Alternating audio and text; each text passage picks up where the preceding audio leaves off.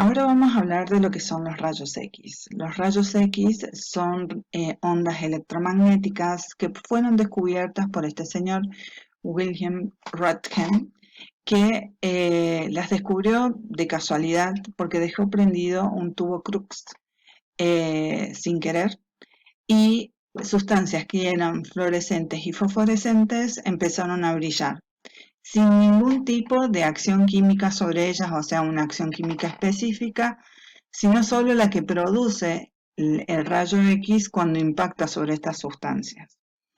Como se desconocía específicamente cuál era el origen y la denominación, entonces el descubridor le dejó puesto la denominación de rayos X, que en algunos casos todavía se sigue utilizando.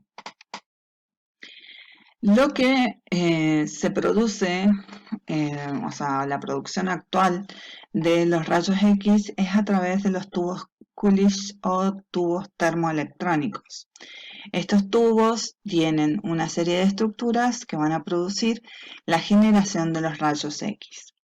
La generación parte específicamente de esta estructura que vemos acá, que se llama filamento o cátodo. Este filamento se lo carga eléctricamente hasta llegar a un rojo incandescente. Eso le da suficiente energía a los electrones que se encuentran en el cátodo para despegarse y formar una nube de electrones frente al mismo.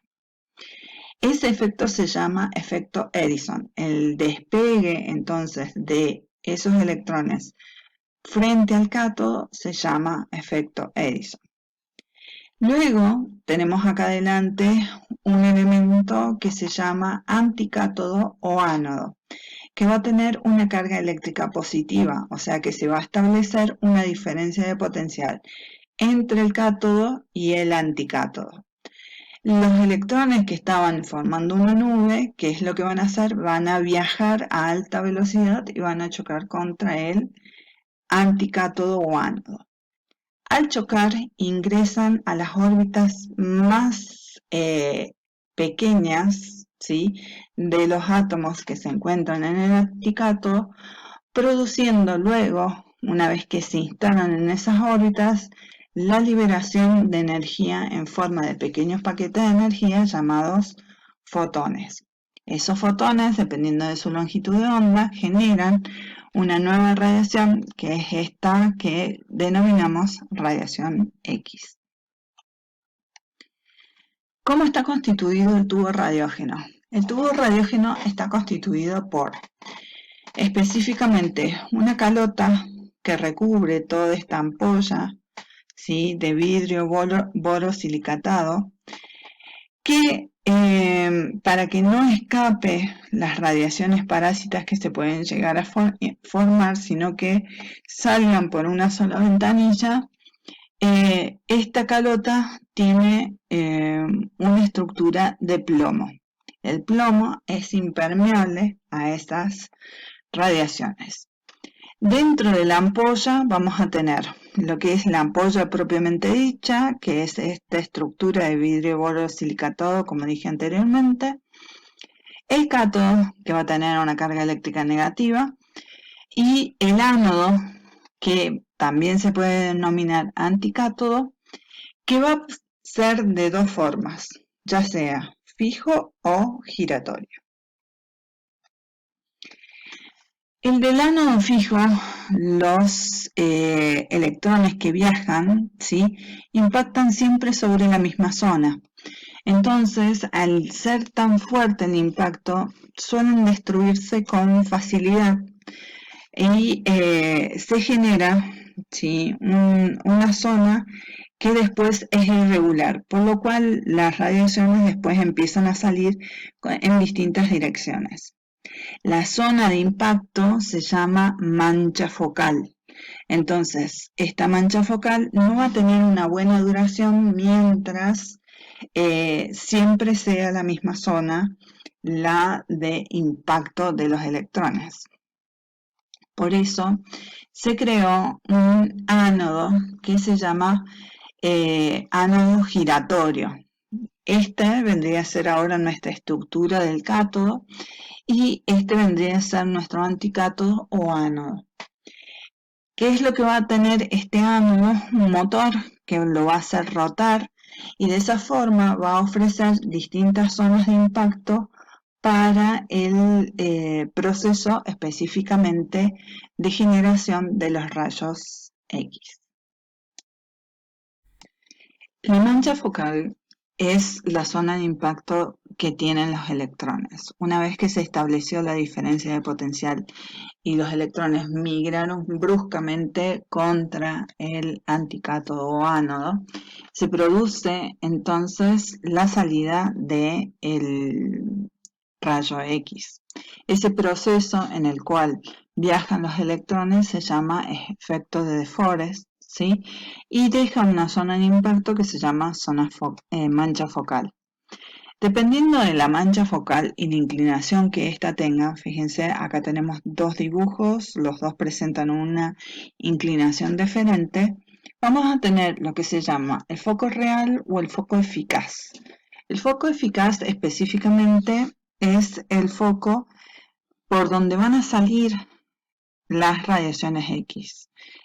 Y el foco real es el que se refleja, o el que tendría que tener esa radiación si se reflejara.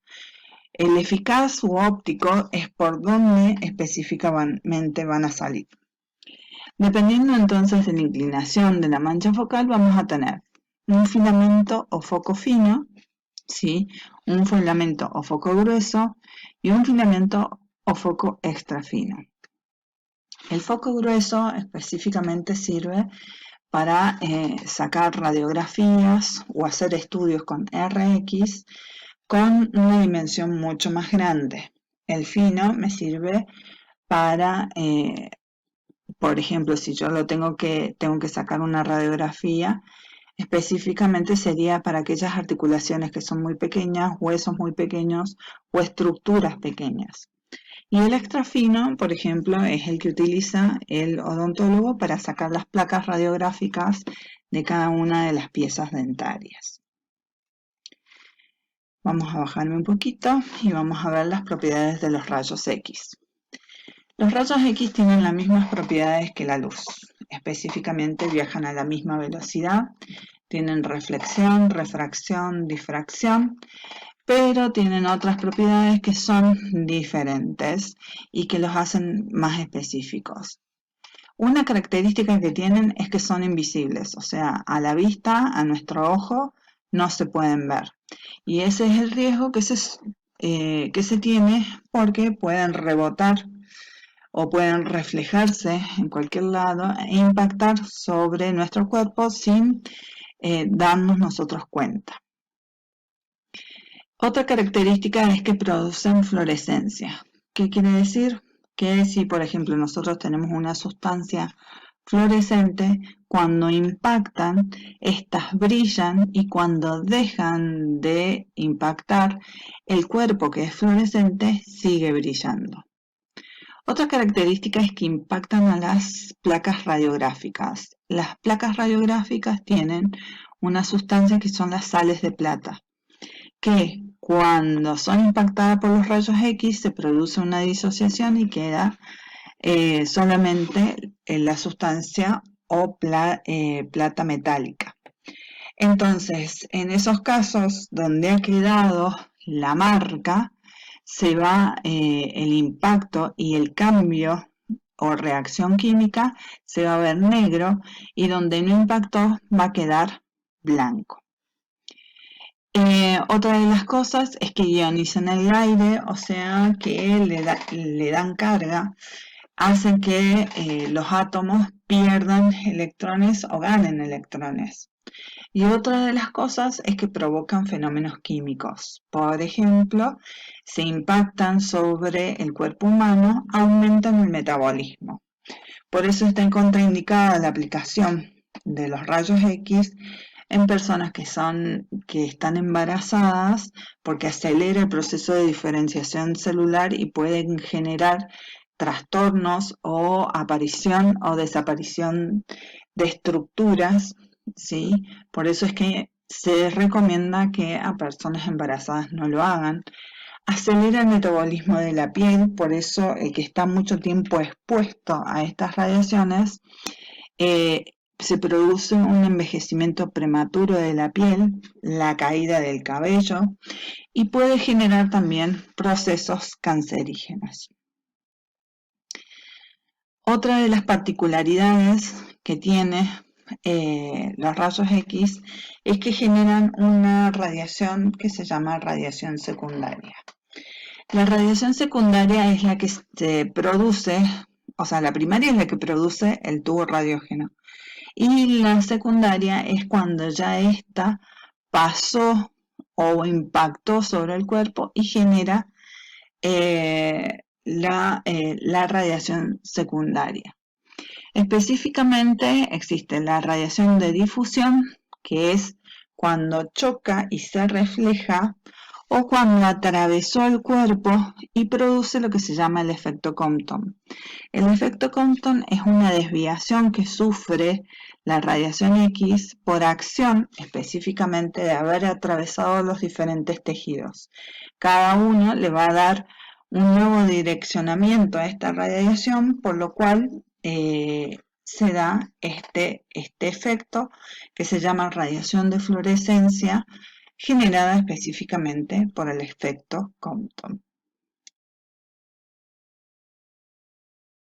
Para finalizar, vamos a ver dos estudios básicos que se hacen con rayos X, que son la radiografía y la radioscopía.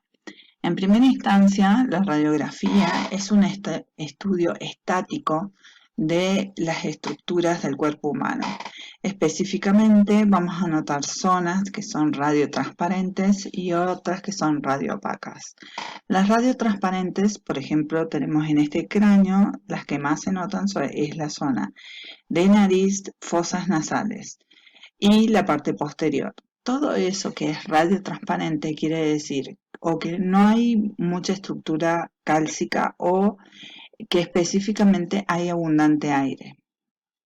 Este permite que los rayos X pasen tranquilamente e impacten sobre la placa radiográfica, dando esa tonalidad oscura. Todo lo que es radioopaco es lo que se ve blanco, que es lo que impide que específicamente esta radiación atraviese y llegue a la placa radiográfica, dejando con una tonalidad blanquecina. Eso, entonces, es lo que se denomina específicamente radiografía. ¿Qué vamos a ver en una radiografía normal? En una radiografía normal vamos a ver las estructuras óseas preponderantemente y aquellas estructuras que sean muy ricas en hierro.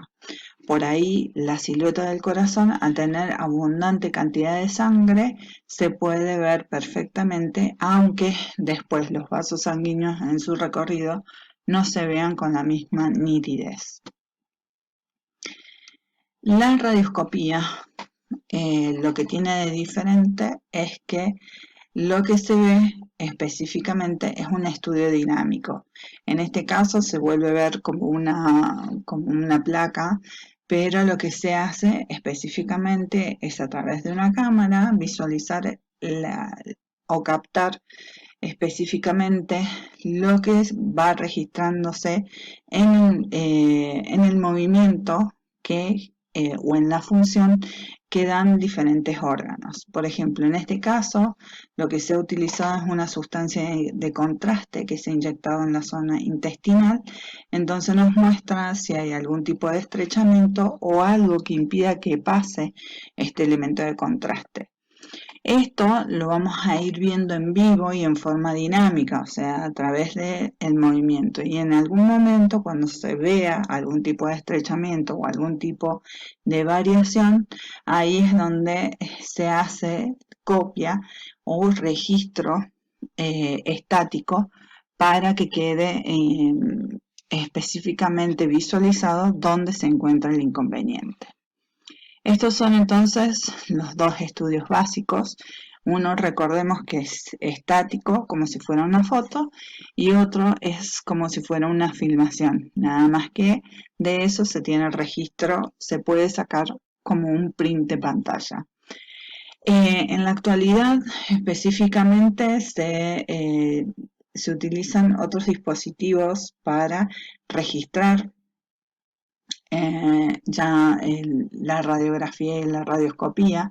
Ya no se suelen entregar la placa radiográfica, sino lo que se entrega es una impresión, porque todo lo que es registrado por los sensores específicamente, luego puede ser impreso a través de papel especial para registrar las imágenes tanto de la radiografía como de la radioscopía.